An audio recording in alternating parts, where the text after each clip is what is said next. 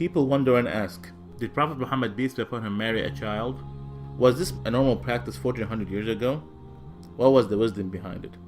According to authentic sources, Prophet Muhammad peace be upon him married Aisha when she was 6 years old, and the marriage was consummated after she turned 9. However, it is important to understand things in their historical context. For instance, it would be silly to ask, what kind of milk did they drink 1400 years ago?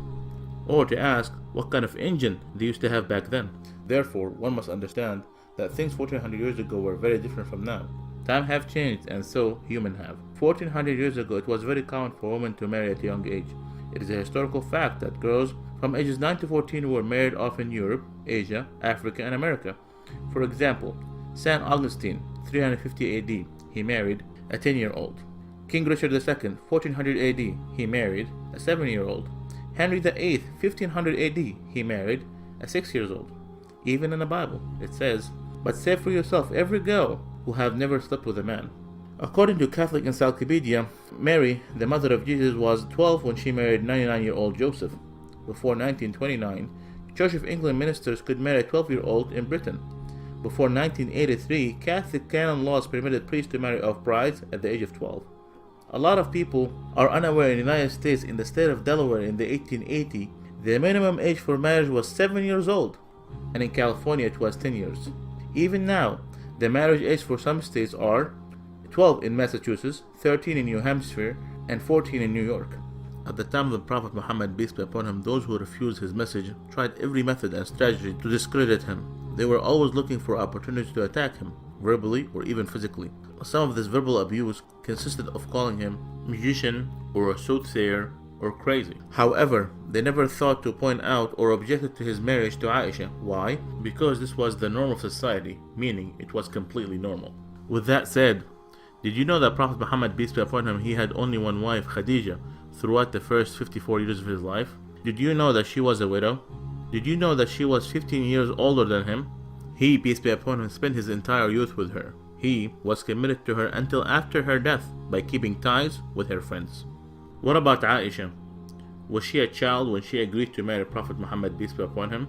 First, it's important to note that it is strictly prohibited in Islam to marry someone before the age of puberty. Note, the age of puberty varies throughout different times and different places. According to scientific references, girls might enter full-blown puberty anytime between the ages of 9 and 15. Also, the average temperature of the country is considered to be the chief factor with regard to menstruation and sexual puberty.